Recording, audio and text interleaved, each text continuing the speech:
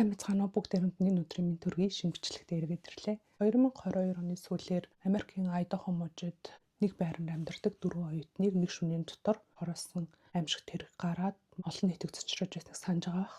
Энэ тухай сонсоогүй хүмүүс бол бараг байхгүй бах. Энэ хэрэг хэрхэн өрнөд хэрхэн дууссныг нь эхнээс нь дуустал нэг ярих гэж шийдлээ. Энэ хэрэг гарсан хот нь Айдахо мужийн Москва нэртэй нэгэн жижиг хот байсан. Энэ хотод Айдахо их сургууль байрладаг бөгөөд 26,000 орчим хүн амынх нь 11,000 орчим нь буюу бараг тал нь Айдахо их сургуулийн оюутнууд байдаг. Америкт ихэвчлэн иймэрхүү хотуудыг коллеж таун гэж нэрлэдэг юм байна. Хэрэг гарахын өмнө энэ хотод гардаг хамгийн том хэрэг нь гэхэд арх ууж согтсон оюутнууд хоорондоо зодтолдох тийм л хэрэгүүд гардаг байсан. Гэтэл ийм амар тайван жижигхэн хотын 911-т 2022 оны 11 сарын 13-ны 11 цаг 58 минутанд аимшигт дуудлага ирсэн. Дуудлага аван хэргийн газарт очисон цагдаа нар сүйдэлт нөхцөл байдлыг тайлбарлахдаа тэр өдрийг хүртэлх цагдаагийн карьерт нь өмнө нь хязгаарч харж байгаагүй аимшигт хэргийн газар байсан гэж ярьсан. Хэдийгээр хэргийн газрын нөхцөл байдлыг олон нийтэд цацаагүй ч гэсэн дотроос нь гарч ирсэн цус байшингийн хааныг даган урсаж байгаа зураг олон нийтэд ил болсон.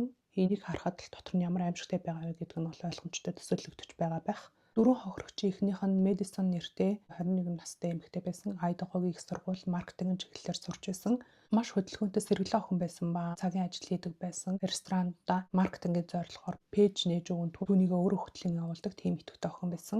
Харин дараагийн хохирогч нь Кейли гэдэг нэртэй мөн л 21 настай охин байсан ба Мэди Кейли хоёр бол бүр хар багасаа найзууд байсан. Бие биенийхээ орж гарч гэрийнх нь яг л лэгч үсчиг тэднийг хүлээж авдаг байсан. Нэгнийхээ гэрийнхэнтэй хамтдаа аялалд хүртэл явах хэмжээний ойр дотн найзууд байсан. Адилхан их сургуульд орж хамтдаа амьдардаг охтууд байжээ. Кейли ч мөн Мэдитэй адилхан нийтж тусч хөгжилтэй охин байсан. Гурав дахь хохирогч нь Сана нэртэй 20 настай охин байсан. Ухаалаг гээлдэг охин байсан ба ямар нэгэн зүйлд зориул заавал зорьсон зорилгоо биелүүлдэг тийм дач охин байжээ. Дөрөв дахь хохирогч нь цорын ганц эрэгтэй хохирогч болох Санагийн найз залуу Этан нэртэй 20 настай залуу байсан. Бусад эмэгтэй 3 хохирогч гурлаа энэ байранд амьдардаг байсан боловч Этан бол энэ байранд амьдардаггүй. Найз охин Санатайгаа уулзаад хоноод явах зорилготой ирсэн байсан. Энэ дөрвөн оюутан дөрвөлээ Айдахо их сургуульд сурдаг ба нийт ч идэвхтэй хөгжилтэй хүмүүс байсан учраас тэднийг бараг танихгүй хүн байхгүй шахав алдартай хүмүүс байсан. Амьдардаг байсан байшин нь 3 давхар бөгөөд давхар бүртээ 2 унтлагын өрөөтэй буюу нийтдээ 6 өрөөтэй байшин байсан. Их сургуулийн хот учраас өрөө бүрийг нэг оюутан түрээслэн румейт болж амьдардаг. 3 давхараас нь Мэди болон Кейлигийн зохицос олдсон бол 2 давхараас нь Этан болон Санагийн зохицос олдсон. Нэг давхарт байсан 2 оюутан нь амьд үлдсэн ба 1911-т дуудлага өгсөн тэдгээр оюутнууд байсан. За ингээд хэрэг гарсан өдөр юу болсон тухай ярих. 2022 оны 11 сарын 12-ны өдөр хагасаа өдөр байсан. Мэдээж амралтын өдөр учраас оюутнууд бүгдээрээ л зугаацч амралтын өдрөө өнгөрүүлж байсан. Энэ байранд амьдардаг 6 оюутан ч гэсэн зургуулаа гадуур гарч найз нөхдөдөө уулзсан хөгжилдөж байгаад гэр гэрлүүгээ харьцаасан байсан. Хамгийн хэндгэртэй харьсан хүмүүс нь аллахад өртөөгүй 2 оюутан охин байсан. Энэ 2 охин нэг цагийн үед гэртээ ирээд унтцгаасан. Харин 1:45-ийн үед Этан Сана 2 сургуулийнхаа ойролцоо найзуудтайгаа уулзсан хөгжилдөж байгаад гэрлүүгээ харьж ирсэн. Кейли Мэди 2 1 цаг хүртэл бааранд сууж агаад тэндээсээ гараад ойролцоох хоолны мохлог дээр очиод паста худалдаж авч байгаа нь камерын бичлэгт үлдсэн байсан. Паста авсныхаа дараа хоёулаа такси байран гэрлүүгээ харьцаасан. Энэ хоёроо суулгаж авсан таксины жолооч бол тэр хоёрыг маш сайн санаж байсан. 1 цаг 56 минутын үед их нь гадаа буулгаж өгсөн гэж таксины жолооч хэлсэн. Шөнийн 2-оос 3 цагийн орчимд Мэдигийн утаснаас Кейлигийн хуучин найз залуу болох Джейк рүү 7 удаа дуудлага хийсэн. Дуудлагын бүртгэл илэрсэн. Хохирогчдын нас барсан цаг нь 3-аас 4 цагийн орчим гэж тогтоогдсон. Джейк рүү залгаж дуусаад удаагүй байхдаа амь насаа алдсан болж таарсан. Алгын зэвсгийг цэргийн зориултын ангийн утга гэж тодорхойлсон. Хохирогчдод хэдийгээр тэмцэлсэн уул мөр илэрсэн боловч бүгдээр унтаж байх үедээ хороогдсон бахаа гэсэн дүгнэлтэнд хүрсэн. Хохирогчдын дундаас Кейли хамгийн их гэмтлийг авсан байсан. Тэр дундаа нүүр болон хүзүү хэсэгтэй иймээс алуурчны гол байна Кейли байсан байхаа гэсэн таамаглал бас төвшүүлэгдсэн. Үнэн дээр энэ дөрвөн оюутнууд дундаас Кейли хамгийн олон танигдсан нь байсан. TikTok дээр нэлээх бичлэг хийж оруулдаг сошиал идэвхтэй охин байсан. Үүнээс гадна Кейли хэдэн 7 хоногийн өмнөөс нэг намаа дагаад ах шиг байна гэж хүртэл эргэн тойрныхондоо ярьж байсан удаатай юм билээ. Мөрдөгчд хэрэг гарсан байшингийн эргэн тойрны байшингуудын камерын бичлэгийг цуглуулж үзсний дараа жижиг бүхий нэгэн машиныг олж илрүүлдэг. Тэр нь 2011-аас 13 онд үйлдвэрлэгдсэн цагаан өнгийн Hyundai Elantra маркийн машин байдаг. Харж үзсэн хүн байвал мэдээлэл өгөөрэй гэсэн зарлалыг явуулсан. Гэтэл удалгүй Айдахогоос машинаар 8 цаг орчим явдаг нэг газар Hyundai Elantra маркийн автомашин олтлоо гэдэг дуудлага яддаг. Яваад очтол үнэхэр с ิจ гтэй машин байсан. Дугаарыг нь авсан, юм мөргөө зогсцсон эвдэрхийн машин байж идэг. Мөрдөгчөд машин дээр очиод шалгаад байж идэл машины эзэн эмэгтэй ирсэн. Тэгээ тэр эмэгтэй би жолоо барьж аваад аварт орсон юм аа. Тэгээд машина энд үлдээгээд тусламж дуудахаа явсан хойгуур наад дуудлагын чинь хүмүүс өгсөн юм шиг байна. Би наад хэрэгтэй чи ямар ч холбоогүй айдахад нэг ч удаа амьдралдаа очиж байгаагүй гэдгээ хэлсэн байгаа. Мэдээж энэ ч гэсэн баталгаажсан. Гэхдээ цагдаа нар энэ Hyundai Elantra маркийн машины хэрэгтэй заавал холбоотой байх ёстой гэдэгт бүрэн итгэсэн. Яагаад вэ гэхээр ямар нэгэн гэмгүй хүн зүгээр тэрнгээр явж байгаад өөрийнх нь машин камерт бичигдэн хэргийн с ิจ гтний машин байх боломжтой гэсэн зар олон нийтэд түгэх юм бол өөрөө эхэлж төрүүлчихөд наад машин чи миний машин байна. Би тэр өдөр тэнд тийм ажиллаар тэгж явж байгаад ингэ бичигдсэн байна гэдгээ тайлбарлана гэж үтсэн. Гэтэл тэгж тайлбарлаж гарч ирсэн нэг ч хүн байгаагүй. Энэ хэрэг гарсны дараа энэ Москва хотын цагдаа нар бид нар хэрэгтийг биелрүүлэх болно. Бид нар өөрсдөө 100% итгэлтэй байна гэж хэдийгээр хэлжсэн боловч хэрэг илэрхгүй сар гарангийн хугацаа өнгөрсөн. Энэ хооронд маш их таамаглалууд олон нийтийн дунд тархаж эхэлсэн. Хуучин наад залуу наалцсан биш үү гэх хүмүүс байсан бол Айдахо сургуулийн нэгэн профессорыг энэ профессор олоод хохирогчтой ийм холбоотой байсан. Энэ хохирогчид энэ профессорын нууцыг нь мэдчихсэн. Тиймээс нууц задруулахгүй тул алсан байх боломжтой гэх мэтлэнгээр бүр TikTok-ийн хит хитэн бичлэг хийж олон нийтэд цацсан. Үүнээсээ болоод нэр төрд халдсан хэрэгээр шүүхэд дуудагдсан хэрэг хүртэл гарсан. Ингэж байгаад 12 сарын 30-ны өдөр жинхэнэ хэрэгтэн баригдсан байгаа. Олон хүмүүс хэрэгтний нэн ч юм уу тэр ч юм уу гэж таамаглан энэ Москва хотын цагдаа нар үнэхээр хэрэгтнийг барьж чадах юм болов уу, хүчинд хүрэх юм болов уу, мэдлэг чадвар нь дутаад байгаа юм биш үсттэй гэх мэтчлэнгээ таамаглаж байх үед Айдахогийн Москва хотоос 37 цагийн зайд байдаг Пенсильваниагийн Монрой гэдэг нэгэн жижиг хотын алс хязгаарын нэгэн хаусыг SWAT багийнхан бүсэлж авдаг. Ингээд дотогш ороод шөнийн 3 цагийн үед нэг удаагийн бусдын гэрт зөвшөөрлөхгүй нэвтэрсэн 4 удаагийн 1-р зэргийн хүн амны хэрэг сэжиглэн нэгэн хэрэгтэйг баривчлан гавзуулган гарч ирсэн. Энэ хэрэгтийн тухай мэдээлэл засагдах үед бүх хүмүүс дахин нэг удаа шоконд орсон. Энэ эрэгтэй нь Брайан Кобергер нэртэй 28 настай Вашингтоны их сургуулийн гэмт хэрэг судлалын докторийн анги оюутан байсан. Хэрэг гарсны дараа Москва хотын мөрдөгчид биднэрт хэрэгтний ДНХ мэдээлэл байгаа. Тиймээс бид нар хэрэгтийг барьж чадна гэдэгтээ 100% итгэлтэй байна гэж ярьжсэн. Харин энэ Брайан Кобергерт суудлын бүс зүгээгүйгээр жолоо барьсан гэдгээс өөр ямар ч хэргийн бүртгэл байгаагүй. Ямар нэгэн гэмт хэрэг холбогдож байгаагүй учраас ДНХ-гээ цагдаагийн газарт бүртгүүлсэн байх боломжгүй. Яаж энэ хэрэгтэйг барьсан бэ? Зүгээр хин нэгний хэргийг тогтож байгаа юм биш үсттэй гэсэн хардлагууд бас гарч ирсэн. Брайаныг барьж авах үед хуршүүдийн камерт бичигдсэн байсан. Цагаан өнгийн Hyundai Elantra маркийн машин гадаа зогсож байсан. Харин энэ Пенсильваниад байдаг байшин нь түүний эцэг эхийнхэнд гэр байсан ба Крисмсийн амралтаар эцэг эх дээрээ ирээд амарч байх үедээ ингэж баригдсан байнамаа. Брайан Кобергер баригдах үед олон нийтийг хамгийн ихээр цочирдуулж байсан зүйл нь юу байсан бэ гэхээр түүний боловсрал байсан. Өрөнд хэлсэнчлэн гэмтгэрэг судлалын докторийн анги оюутан байсан. 2022 оны 6 сард Израиль их сургуулийн эрүүгийн гэмтгэрэг судлалын ангийг магистрийн зэрэг хамгаалан төгссөн байсан. Ингээд 8 сард нь Вашингтоны их сургуульд гэмтгэрэг судлалын докторантаар элсэн орж суралцаж байсан. Израиль их сургуульд суралцаж байхад нь түүний удирдагч багш нарын нэг нь Кэтрин нэртэй маш алдартай профессор байсан. Энэ профессор цуврал халуурчтай мэрэгчлэн гэдгээр алдартай байсан. 10 хүн хороосон BTK нэртэй цуврал халуурчин байдаг шүү дээ. Тэр BTK нэртэй цуврал халуурчин баригдаад шоронд байж ах хугацаанд нь энэ Кэтрин профессор түүнтэй маш урт удаан хугацааны ярилцлага судалгаа хийж хэрэгүүдийг нь хүлээлгэн тэр хүний амьдрал болон аллахын хэрэгүүдээр нь цуврал халуурчны өчил нэртэй номыг хэвлүүлсэн. Энэ номороо маш алдартай болсон тийм профессор байсан. Брайан Кобергер энэ BTK цуврал халуурчны тухай маш их сонирхдаг оюутан байсан гэдэг. Брайаныг гэмт хэрэгтэн гэдгийг зарлагдсанаас хойш хүмүүс Брайаны уул мөрийг интернетээр хайж эхэлсэн. Гэтэл Reddit гэдэг нэг Америкийн сошиал платформ дээр Брайаны нийтлүүлсэн судалгааны ажлын материал байж идэг. Одоо л тэр материал нь устгагдсан байдаг юм билээ. Тэр пост дээр нь сайн байна уу намайг Брайан гэдэг хүний сэтгэл хөдлөл, хүний гэмт хэрэг үлдэхэд хэрхэн нөлөөлдөг вэ гэдгийг судлах зорилгоор энэ хүү судалгааг явуулж байна. Та бүхэн хариулаад өгөөрэй гэсэн утгатай пост байсан. Харин судалгааны ажил руу дараад орохоор гэмт хэрэг үлдсэний дараа ямар бодол мэдрэмж төрдөг бол гарахынхаа өмнө өнөөдөр гэмт хэрэг үлдэх болно гэж бодож гардаг болов. Тийм бол тэр үед ямар мэдрэмж төрдөг бол гэмт хэрэг үлдэхийнхаа өмнө гэмт хэргийн байндаа яаж ойртож очдог бол байг олохдоо өөр хэн нэгэн биш яг тэр хүн гэж яаж мэдж сонгодог юм бол гэх мэт асуултуудтай судалгааны ажил байсан. Айгүй амар байгаа зү өөрөө бараг тэр асуултанд хариулах байгаа юм шиг гэмт хэрэг үлдсэн байсан.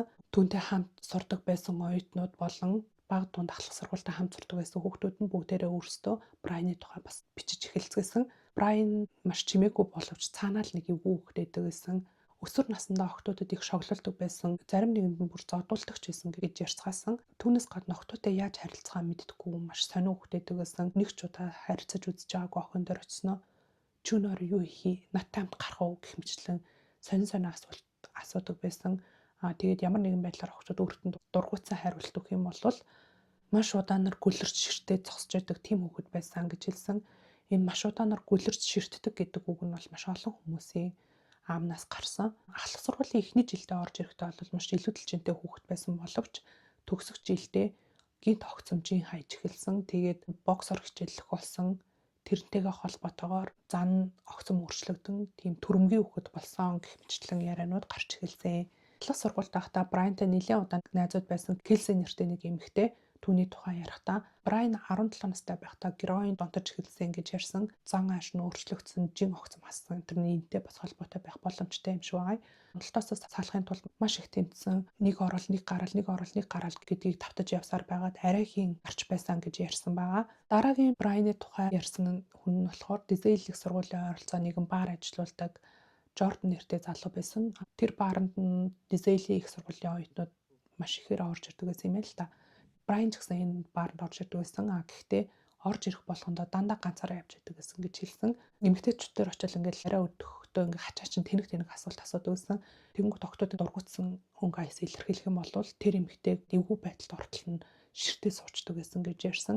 Мэдээж их сургуулийн хажууд байрладаг баар учраас 21 нас хүрээгүй хүмүүст арх согтууруулахундаа зарахгүй тулд орж ирсэн бүх хүмүүсийн үнэмлэхийг шалгадаг гэсэн юм байна л да. Нэр усыг нь бичээд ард нь ингээд архиар үйлчилж болно болохгүй гэдэг тийм тэмдэглээнүүдийг хийхээс гадна тэр хүнтэй холбоотой бусад тэмдэглээнүүдийг бас хийдэг байсан юм байна. Брайаны ард болохоор юу гэж бичсэн байдаг вэ гэхээр ягаад ч юм нэг л эвгүй хүн түүнээс болгоомжлох гэдэг тийм үг байдаг байсан гэсэн.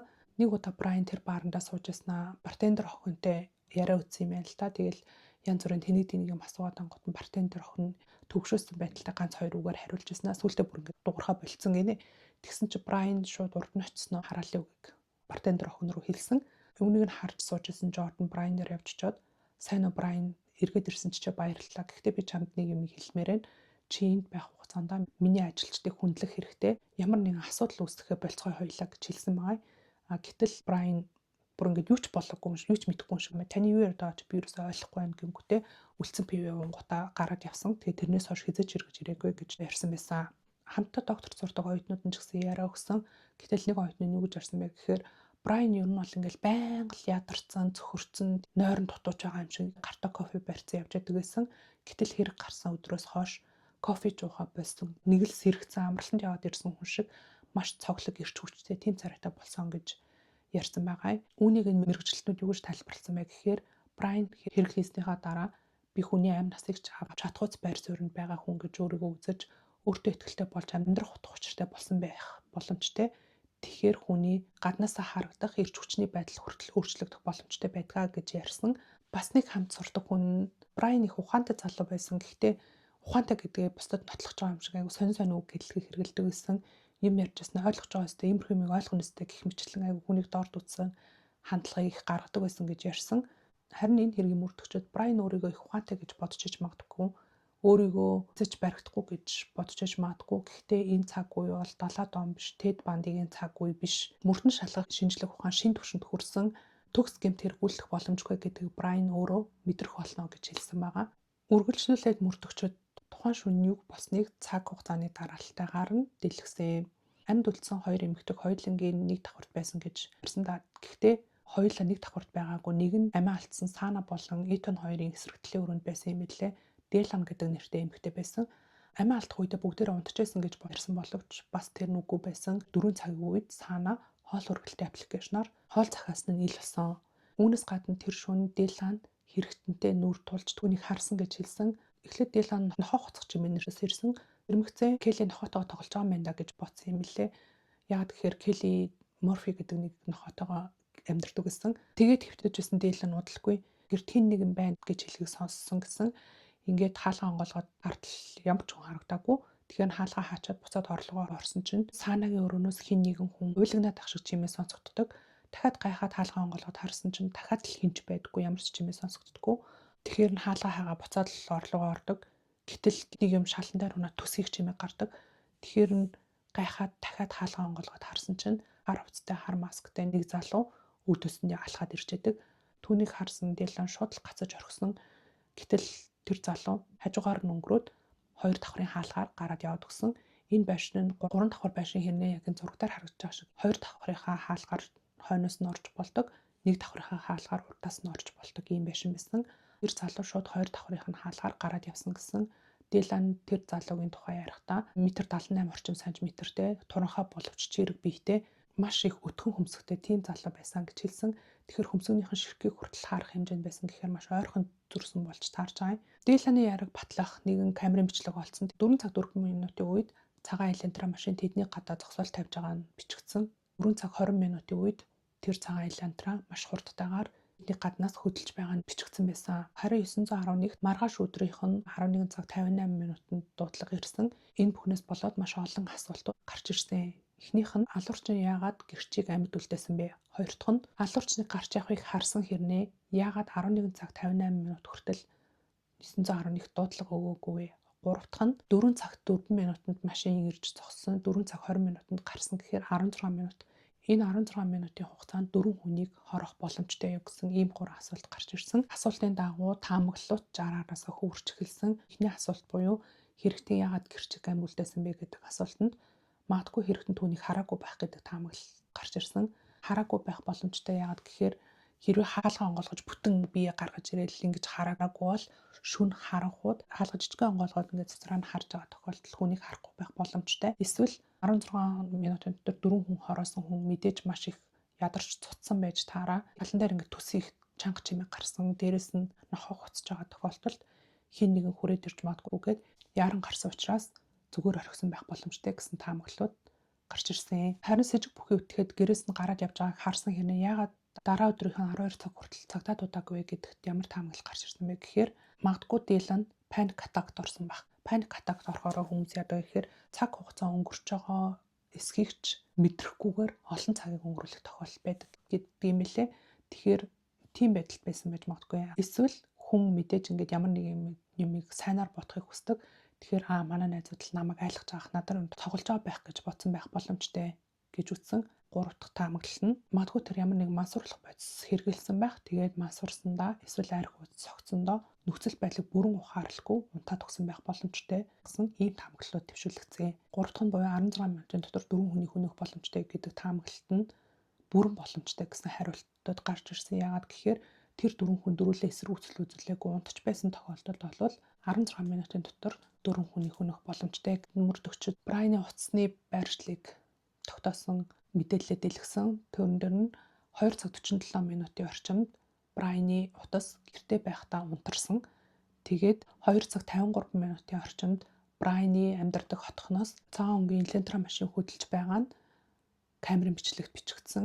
3 цаг 29 минутын орчимд цагаан өнгийн элентра машин хохирогчдын гэрээ ойролцоох камерт дахин бичигдсэн. Хохирогчдын гэрийн гадаа нь болохоор 4 цаг 4 минутанд машин зогссон гэж хэлсэн шүү дээ. Тэгэхээр 3 цаг 29 минутанд тэдний ойролцоо очсон хэрнээ яагаад 4 цаг 4 минутанд тэдний гэрийн гадаа ирсэн бэ гэдгийг нь шалгаж үзэхэд тэдний гэрлүүл ойртож ирээл буцаал энэ үйлдэлээ 4 удаа давцсны дараа гэрийнх нь гадаа машин зогссон байсан. 4 цаг 20 минутанд тэдний гэрийн гаднаас буцаад гарч байгаа нь бол бичигдсэн.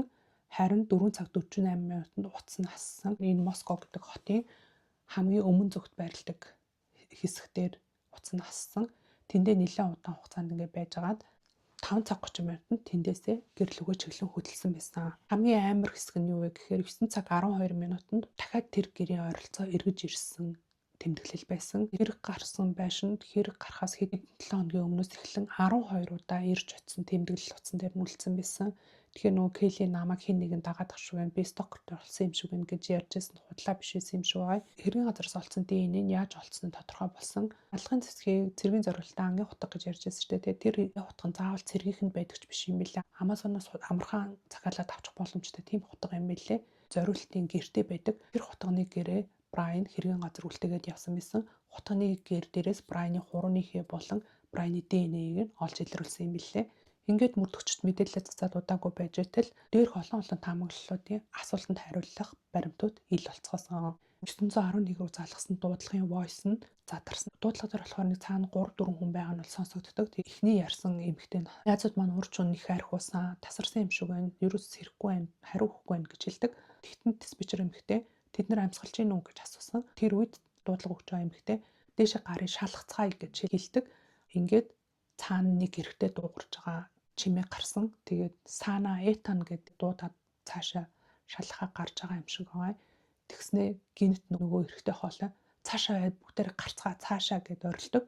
Дуудлага өгч байгаа эмэгтэй амьсгалж гин үү гэсэн чинь нөгөө эрэхтэй буцаж дуудлагыг авснаа. Тэд нар амьсгалахгүй байна, хөдлөхгүй байна гэж хэллээд үргэлжлүүлээд мөрдөгчд ирлээ гэд дуудлага тасарсан. Тэр орой амьд үлдсэн Дилан болон Бетаны хоёр ямар хүн байдалтай байсан тухай нь тодорхой болсон. Тэгэхээр Дилан хэрэгтнийг харангуйтаа бүх найзууд руугаа залгасан мессеж ицсэн ганцхан Бетаны хариу өгсөн. Ингээд Дилан Бетаныг өөрөө орсон. Тэр хоёр энэ тоглоод байгаа юм болов уу, яагаад байгаа юм бол гэж ярилцаж байгаад унтсан юм шиг байгаа. Бетаныгийн тэр үеийн утасны тэмдэглэх нь ил болсон. Өглөө 7 цагийн үед сүрмэгтэй 8 цагийн үед даав руугаа залгаад гэрийнхэн рүүгээ ингээ хэд хэд удаа залгасан байсан. Сошиал медиануудаар нэлээд олон орсон байсан. Тэгжээс нь 11 цаг 58 минутанд 911 рүү дуудлага өгсөн байсан. Тэгэхээр энэ хоёр тэр шөнө найзуудтайгаа өөрсдөр нь тоглож гин гэж бодсон байх. Эсвэл магадгүй өөрсдөө ямар нэгэн мансуурлах бодис хэрэглээд бид нар масураад байгаа юм болов уу? Энэ нөхцөл байдал үний юм болов уу? Худлаа юм болов уу гэж бодож байгаа унтсан юм шиг байгаа. Өглөө нь харин Бетаны сэрэнгүүтээ өмнөх шөнийн явдлыг зүгээр л тоглоом байсан байх. Эсвэл магадгүй санахгүй ч байсан байж магадгүй. Ингээд зүгээр гэр орныхонтойгоо уцаар яриад сошиал медиа авахад байжгаад Дилан магадгүй сэрсэн байх. Тэгээд өчигдрийн миний ярьсан юм худлаа биш ээ. Үнэ миний харсан бүхэн үнэн гэж хэлсэн байх. Ингээд энэ хоёр хажуу байранд амьдардаг Хантер болон Эмили гэдэг хоёр найзгаа дуудсан байсан. Энэ хоёр найзууд нь хосууд юм билээ. Тэгээд ер нь бол энэ охтууд энэ хоёрыг байнга дууддаг. Яагаад гэхээр манай гэрт нэг юм сонсогдоод байна. Хүн орцсон байх шүү. Чи шалгаад үг манай гэрт хорхоо явчин чи алаад үг гэх мэтчлэнгээр байнга Хантерыг дуудаж гэрлүүгээ авчирдаг гэсэн учраас Хантер Эмили хоёр ч гэсэн тэр өдөр нөгөөтг нь л хэллээ. Юу ч гэсэн очиод үзье гэд ирсэн бай. Бетаны 911 рүү залгаж Хантер харин дээшээ гарч тэднийг шалгахаар явсан. Хантер нөхцөл байдлыг шалгаж үзээд найзууд нь бүгд амнасаа алдсан байгааг олж харангуйтаа октод тэр аимшигт дүр зургийг харуулахгүй тулд маш хурдан яаралтаар гарцгаа цаашаа байцгаа гэж орилсон юм шиг байгаа. 911-ийн дуудлага ил болсноор ямар учиртай юм бэ? Гэмт хэрэгтний хамсаатай юм биш үү гэж хардлахад өртөөд байсан амьд үлдсэн хоёр эмэгтэй нөхцөл байдал тодорхой хэмжээгээр тайлбарлагдсан. Ямар ч тач ингэж тодорхойгүй зүйлүүд баг багаар тодорхой болж байх хугацаанд Брайан бол өөрийгөө гин буруугүй гэж зүтгэсээрсэн. Харин түүний өмгөөлөгчд нь болохоор энэ дөрвөн хүнийг 16 минутын дотор хорох боломжгүй. Өөр олон хүмүүс энэ хэргийг үйлцсэн баг. Зүгээр ингээ Брайан руу хэргийг тогч гинэ гэдэг тийм мэдээллүүдийг гаргаж ирсэн. Харин хурууны хээ болон ДНХ-ийг бол түүнийг гүтгэх зорилгоор зохион байгуулалтаар хийсэн гэж ярьсан. ДНХ-ийг бол зохион байгуулалтаагаар шилжүүлэх боломжтой. Хурууны хээг ч гэсэн бас ингэж шилжүүлж болдог юм билээ. Тэгэхээр утганы гэр дээрх хурууны хээ болон ДНХ-ээр нь Брайаныг хэрэгтэн гэдэг бүрэн нотлох боломжгүй болж таарч байгаа. 12 удаа нөө Айдаход тэр байрны хажууд ирснийг нь Брайан юу гэж тайлбарласан бэ гэхээр Айдахо ер нь шопинг хийхэд айгүй дажгүй газар штэ гэж хэлсэн байгаа. Харин хэрэг гарсан шөнө уцаа унтраагаад Айдаход очиод буцнаа юу гэж тайлбарласан бэ гэхээр тэр шөнө би от харахаар явсан гэж тайлбарласан. Ямар хүн от харахтаа уцаа унтраадаг вэ те гэсэн ч гэмт хэрэгтэн мөн болохын батлах баримтууд нэмж гарч ирсээр байсан. Цэргийн зорилттой ангийн хутгаар гэмт хэрэг үйлсэн тодорхойлсон штэ те тэр хутгийг гэмт хэрэгээс 4 сарын өмнө Брайан Амазоноос захиалгын баримт нь гарч ирсэн. Бас хэрэг гарснаас 5 хоногийн дараа Эленtra машиныхаа дугаарыг сольсон байсан. Үүнээс гадна Брайаны гэрээс 12,000 зураг 51 терабайт хэмжээтэй дата мэдээллийг мөрдөгчд хурааж авсан. Мөн 10,000 хуудас хэргийн тайлан 9,000 хуудас олон нийтийн мэдээлэл зэрэг баримтууд хураагдсан.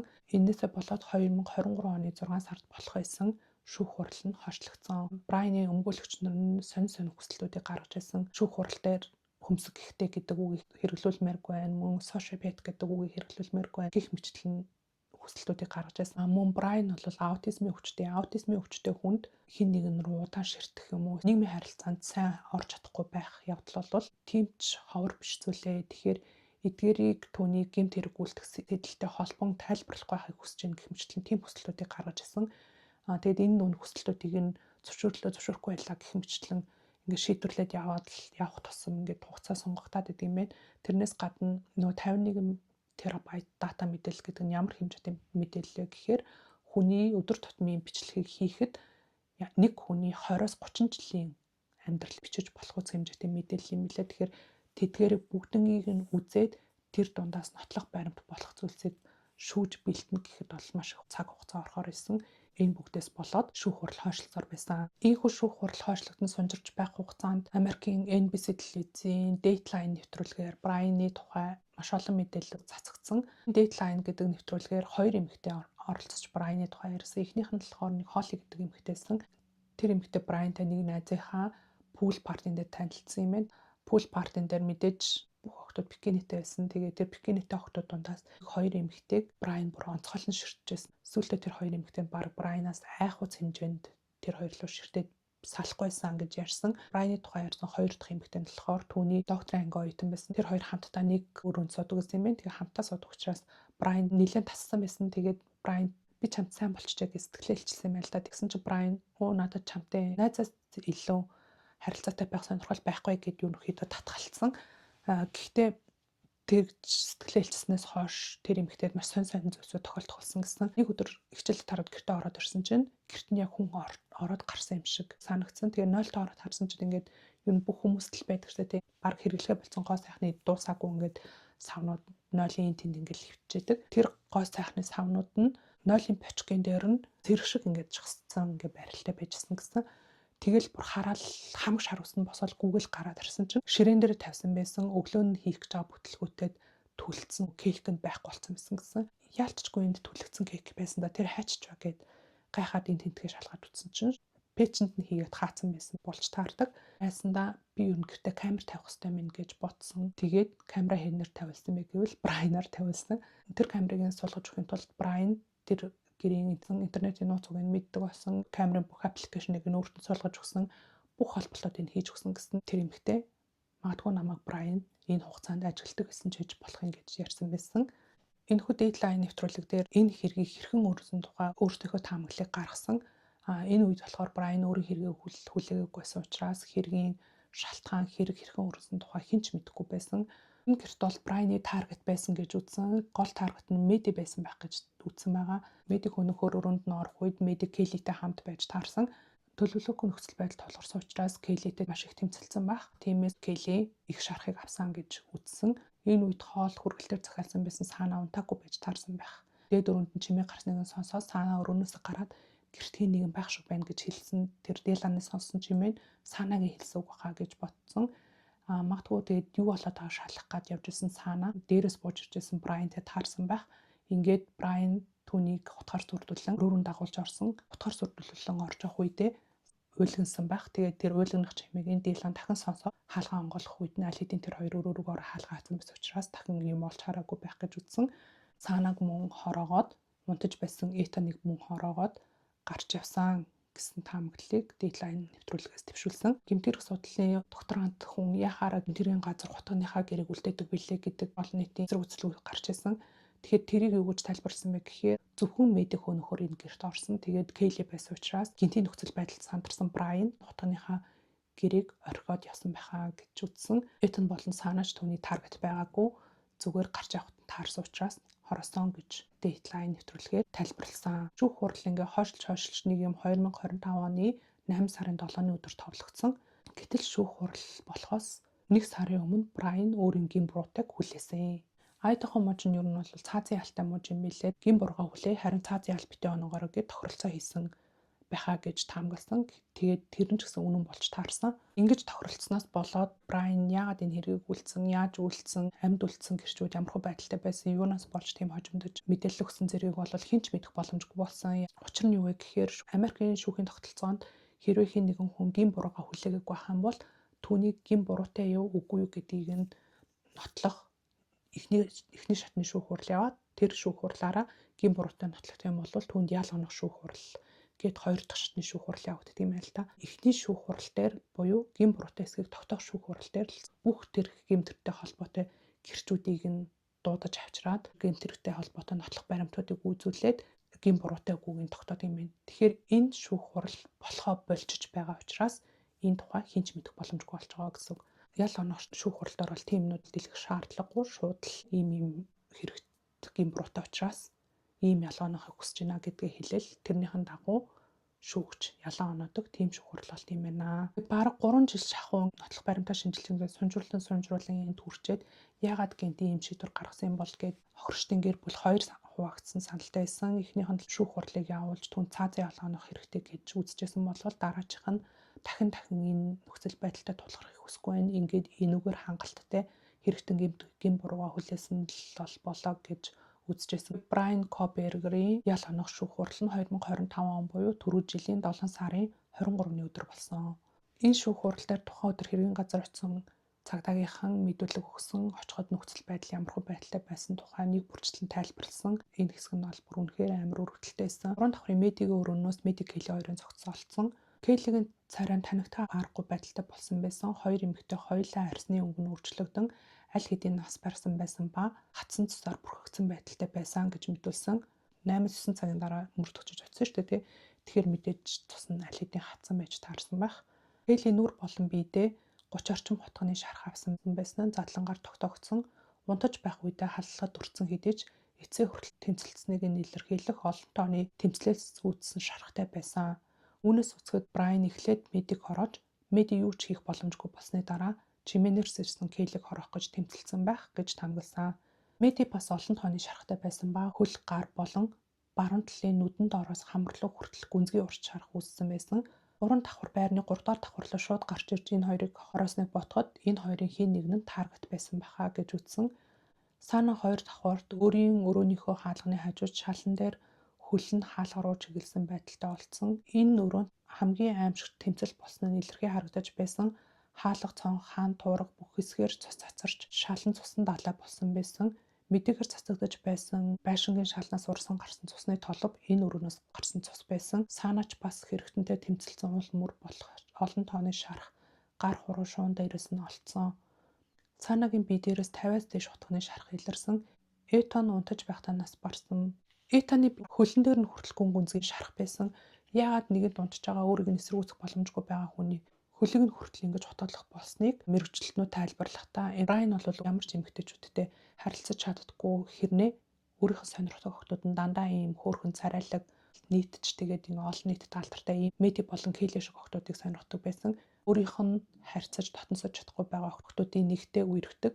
Этонд маш их хатаархаж хорссон баха. Тэгээд энэ хатаархал хорслынхаа улмаас аль хэдийн өгсөн хонж гисэн ингэж үний биеиг гэмтээсэн гэсэн тэмэлтүүдийг бас гаргасан байлээ. Келли болон меди шиг охтуудад туртай сонирхдаг гэдгийг яаж мэдсэн бэ гэхээр түүний гэрээс нь болон уцнаас нь олсон зургууд дээр нь Айдахо болон Вашингтоны их сургуулийн охтуудын дандаа бикинитэй зургуудыг нэг скриншот хийгээд авсан тийм зургууд байсан. Тэр зургуудад нь ихэвчлэн гадаад төрхөн Келли болон меди шиг шаргал өстэй царайлаг охтуудын зураг байсан.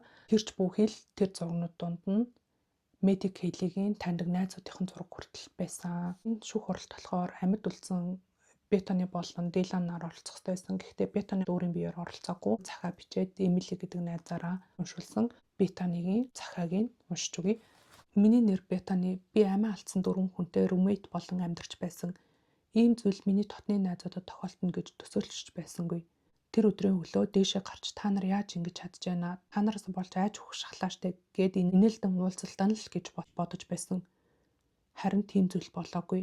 Тэр өдөр миний амьдралын хамгийн аимшигт өдөр болон хувирсан. Тэр өдөр 7 цагийн үед шүд аимшигтай өвдөж би сэрсэн. Тэр өдөр өглөө аавтайгаа ирсэн байсан шүү дээ, тий. Аав нь шүдний эмч юм билээ. Аав намайг өвчин намдагч уугаад унт гэхээр нь хэлснээр нь хийсэн. Тэр үед юу болсныг огтхон ч мэдээгүй байсан. Хэрвээ болсон зүйлийг мэдэж байсан бол шууд л 911 рүү залгах байсан.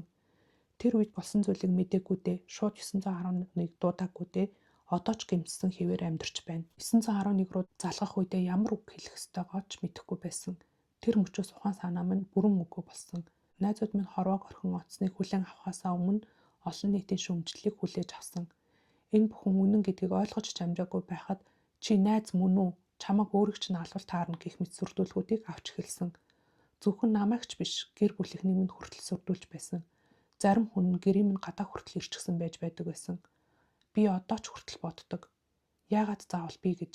Яагаад би амьд үлдэж тэд нар явах ёстой байсан юм бол? Энэ хугацаанд тэдний гэр бүлийнхэн рүү ихцэлж харж чадахгүй өдрүүдийг өнгөрүүлсэн.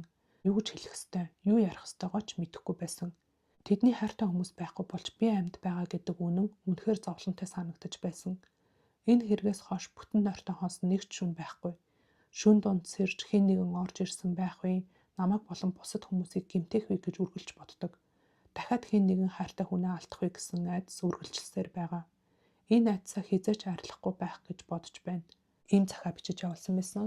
Харин дараа нь бол Дилан гарч ирж өөрийн биеэр үгээ хэлсэн. Тэгээд Диланд бол үгээ хэлэхэд маш хэцүү байх шиг байсан. Байлгаа зогсоож чадахгүй ингээ хэцүүгээр үгээ хэлж дуусгасан. За Дилан юу гэж хэлсэн бэ гэхээр энэ эрэгтэйгээс болж үзэсгэлэнтэй үнэн ч хайр татам 4 хүн хорвоо орхисон. Цунами шиг гинтгэн биднийг нөмөрсөн энэ аимшиг тэргээс болж юм бодож чадалгүй, амьсгал авч чадалгүй, бүх биеэрээ айдсыг л мэдрэн аимшигт зовлон хүлээн авах хэрэгтэй болсон. Тэр зовлонгоос болж газар цөхрөн үнэт зүрхээ дарам тэр аимшигт өдрийг эцэст төгсгөлгүйгээр тархиндаа дахин тоглуулсаар байна. Миний тарих мэдрэл одоо ч тэр бүхэн дууссан гэдгийг хүлээн авч чадахгүй хэвээр байгаа. Брайан Кобергер бол зүгээр л нэг бүрхүүлт төдий. Хүн гэж дутуулах үн цэнгүй, сэтгэл зүрх мэдрэмж байхгүй, зөвхөн бие төдий л амьтан гэж хэлсэн. Үргэлжлүүлээд хохирчдын гэр бүлээс хүмүүс гарч иж үг хэлээд хичнээн сайн хүмүүсээс нь сайн хүү, сайн найз, сайн ах эгч дүү байсан тухайрсан, өөрсдөө хамтаа байсан сайхан дурсамжуудаа хуваалцсан. Энэ хүмүүсийг ингээ үг хэлэх үед нь бол шүүхийн танхимдсан бүх хүмүүс нулимс урсгасан, шүүгч нь хүртэл нулимсаа бүр нуучдахгүй тийм хэмжээнд байсан. Харин Келлигийн гэр бүлийнх нь шүүхийн танхимд гарч ирээд үгээ хэлэх үед шүүх танхимын уур амьсгал 180 градус өөрчлөгдсөн. Эхлээд Келлигийн аав нь гарч ирж үг хэлсэн. Үг хэлж байгаа хүмүүсийн эндэр нь Брайны ингээ хажуугаас нь хардаг эндэр байсан чинь Келлигийн аав нь бүр ингээ эндрээ эргүүлж хагаад яг Брайны их зөөдөөс нь ингэж харж хагаад үг хэлсэн. Юу гэж хэлсэн бэ гэхээр хэрэг гарсан тэр өдөр цагдаа нар манай хаалгыг тогшин миний охинд түүний найз Мэдид юу тохиолдсныг хэлээд гарч яван машин хөдөлж амжаагүй байхад манай хүүхдүүд надад ингэж хэлсэн. Аава бид нар одоо яах вэ? Бид нар юу хийх ёстой вэ гэсэн. Би яг одоо ихэл гэж хэлээд өөрсдийн таньж мэддэг бүх хүн рүү нэг бүрчлэг утассан. Келлигийн аав нь бол шүүх хурлыг хойшилж авах үед нь бүх олон нийтийн мэдээллийн хэрэгслүүдээр гараад орж болох бүхэл нэвтрүүлэгт ороод манай хүүхдүүдийг бити мартаарай. Манай хүүхдүүдийн хэрэгээс бити анхаарлаа холдуулаарай. Энэ бүхнийг ингээд замхруулж болохгүй шүү гэд ярьж явж исэн хүн байгаа. Тэдний амьдардаг байшингийн бүх хөршүүд рүү нь явж уулзахтай нь уулзаж, уцаар ярихтай нь ярьсаар хэдхэн цагийн дотор гэхэд бид нар цагаан өнгөний электро машин хэрэгтний машин болохыг мэдж авсан байсан. Хэрэг гарсан анхны өдрөөс л Брайны ДНХ-г олж аван түүний хэрэгтэн гэдгийг олж мэдсэн байсан.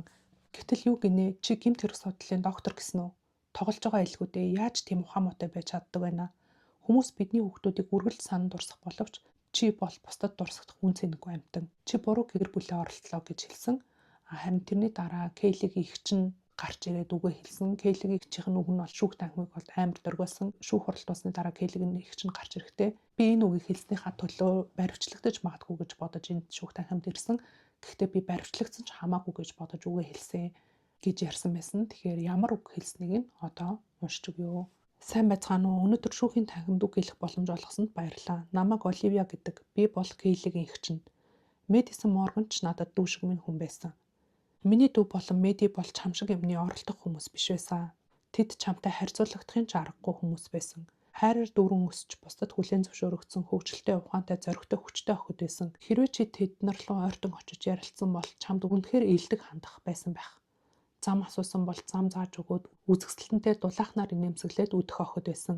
Ороо бүгд чиний эсрэг байсан ч чамайг өмөрч хамгаалж өгч чадхаар халуун дулаан хүүхдүүд байсан. Би мэдээнээс энэ бүхнийг олж мэдэхдээ огтхон ч уйлаагүй. Яагаад гэвэл би амласан юм.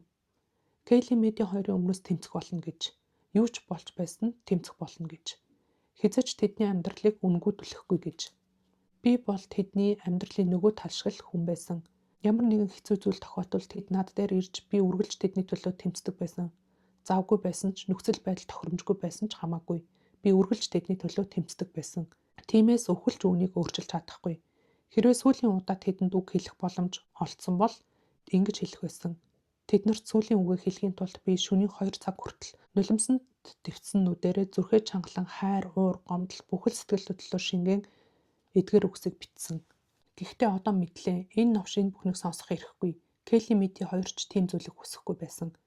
Яагаад гэвэл тэд намайг өөрсдөд нь хайртай гэдгийг мэдэж байгаа болохоор. Тэр хоёр чам шиг новшийн өмнө сул дорой байхыг минь харахыг хүсэхгүй байх байсан.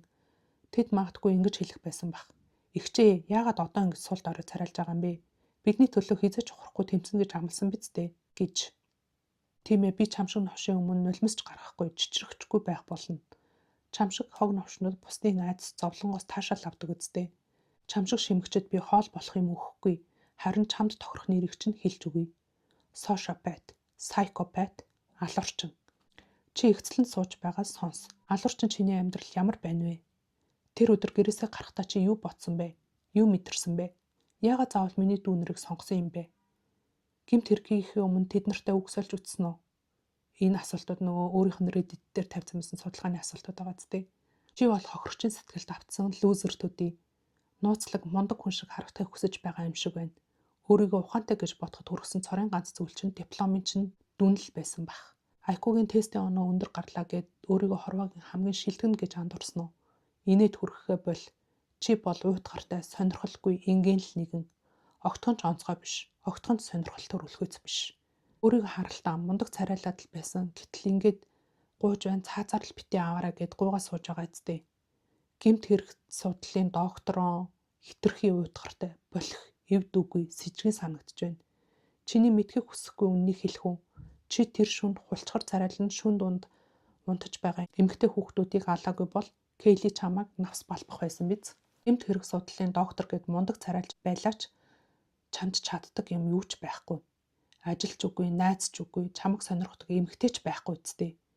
Хичнээн уйтгартай болохоороо тийм байдаг болоо. Чи гэхдээ шоронд орсныхоо дараа тэгтлээ их хүсдэг байсан бие махбодын харилцаагаа хандлаа авах нэ. Одооноос чи айдахоо мужийн хэрэгсэл төдий. Шоронгийн хоригдлож чамайг орж ирэхийг үгээр их хүсэж хүлээж байгаа гэсэн шүү. Чи бага дунд сургууль, ахлах сургуультай дандаа ээл авдаг байсан гэсэн үү? Харин одоо шоронд орвол өдөр бүр том дийл авах болно гэж хэлсэн. Том ди гэдэг нь ямар утгатай вэ гэхээр нөө big dicks буюу том бэлэг эрхтэн гэсэн утгатай юм лээ. Тэгэхээр ингээд өдөр бүр том бэлэг эрхтэн авна л гэсэн үг юм шиг байгаа. Энэ үгийг Кейлигийн чинь хэлж дуусгаад шүүх танхимдсан бүх хүмүүс хаалга ташсан. Ч гэсэн Кейлигийн ихчийнхэн тэр үгийг сонсоод амар гой доторонгоос ёо ашгүйтэй эднэрийн ингээд гэр бүлт ийм үг хэлэх нэг ч гэсэн хүн байсан ямар даа л гэж бодсон. Тэгээд шүүх хурлаас Брайан Кобергер нэг удаагийн бусдын гэрч зөвшөөрлөхгүй орсон гэмт хэрэгтэй 10 жилийн хоригял 4 удаагийн 1-р зэргийн хүн амныг гэмт хэрэггүүлсэн хэрэгтэй 4 удаагийн насаар нь хоригял авсан. Брайан Кобергерийн суугч байгаа шорон нь болохоор Айдахогийн хамгийн өндөр хамгаалалттай шорон юм билээ. Яагаад гэхээр дандаа цаазын алтангууд болон насаар хоригялтай алтангуудын суудаг шорон гэсэн. Тэрнээс гадна хүний эрх гэж юу ч байхгүйгээр алдартай шорон юм билээ. Амьдрах орчин нь маш муу, агаарын сэлгээ баг байхгүй шахуу, хоол унд нь маш муу, цэвэрлэгээ үйлчлэгээ юу ч байдаггүй, хоригдлууд бие биенийгээ байнга хүчрхийлдгээрээ алдартай тийм шорон гэсэн. Брайаны шорон ороод Prison Justice гэдэг чтэй тий. Шоронгийн шудраг ёсыг хандлаа хүртээсэй гэж хүсэж байна. Төгсгөлд нь биеийн хилэмжийг уншдаг мэрэгчлэлтний шүүх хурлын үед Брайаны биеийн хилэмжийг нь уншиж тайлбарлсан дүгнэлтийг нь хэлээд бичлэгээ тусгая. Брайан Кобергер бусад хүмүүс харахад юу ч илэрхийлээгүй царайтай ямар ч сэтгэл хөдлөлгүй ингээ харагдаж байгаа ч гэсэн үнэндээ бол сэтгэл хөдлөл нь тов тодорхой ив илэрхий харагдчихсан. Гэхдээ маш хурдан илрээд маш хурдан арилжаасан учраас энгийн хүмүүс бол анзаараагүй хаа гэж ярьсан байсан. Амьд үлдсэн румейтүүд гарч ирээд өөрийгөө хичнээн их зовлонтой цаг хугацааг өнгөрүүлж байгаа тухайгаа ярихад нь Брайан бүр ингээ баярлаад исэн гэсэн. Нүүр царайг ингээ харахад ямар ч өөрчлөлт байхгүй ч гэсэн тэрний амьсгал нь төрөссөн гинэ. Хүн тогтолж баярлахаараа амьсгал болон зүрхний цохилтын тоон олшроод хурдан болт юм байна. Тэгэхээр энэ баяртай байгааг нь илэрхийлж байгаа нэг шинжин гинэ. Эмэгтэй хохирчдын тухай яриад чи тэдний амь насыг нь авч бодлоо өнтер гэсэн тиймэрхүү үгсийг ярихад тааламжтай байгаа нь харагдчихсан гэсэн. Харин эрэгтэй хохирч буюу Итаны тухай ярихад бие биеэ замчих ч юм уу эсвэл харцаа хүртиш нь буруулах ч юм уу саналаа замжуулах ч юм уу тиймэрхүү байдлаар тухгүй ингээд тааламжгүй байгаа нь бол мэдгдчихсэн гэсэн.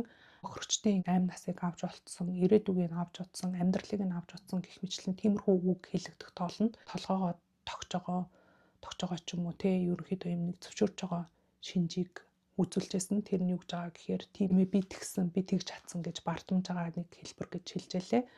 Кейлигийн гэр бүлийнх нь гарч ирээд үг хэлэхэд болвол Брайан бүр хамгийн ихээр тухгуйтсан буюу тэдэндээ хэлсэн үг нь түүнийг хамгийн ихээр өдөөсөн үг болсон гэсэн. Тэгэл чи тийм ухаантай биш ээ, чи тийм лаг биш ээ гэх тоолонд нь үгүй штэ би ухаантай штэ юу яриад байгаа юм бэ гэж хэлэхэд хэлж чадахгүй байгаа юм шиг тийм би хэлэмж гаргаж байсан гэж энэ мэрэгчлээ ярьсан. Түүнээс гадна энэ төр эрэгтэй хүмүүс гарч ирэх юм бол Брайан ингээд өөрийн мэдлэхгүй эрүүгээ доошлуулах юм харцаа буруулах иймэрхүү байдлаар өөрийгөө хамгаалах үйлдэлийг үзүүлжсэн бол харин эмэгтэй хүмүүс гарч ирэхэд сандлаа ингэж улам ойртуулах харцаа дэвшлүүлэх эцлэн харах зэрэгээр маш их сонирхолтой байна. Юу ярмаар байна гэж байгаа юм шиг тиймэрхүү биеийн хэлэмжүүдийг үзүүлж байсан гэж дүгнсэн байсан. Тэг ямар тач баг 3-4 жил үргэлжилсэн аимшиг тэрэг ингээд дууссан. Өнөөдрийн бичлэгийн түрээд өндөрлөж байна. Дараа дахин шинэ бичлэгтээ эргээд ирье. Баяртай.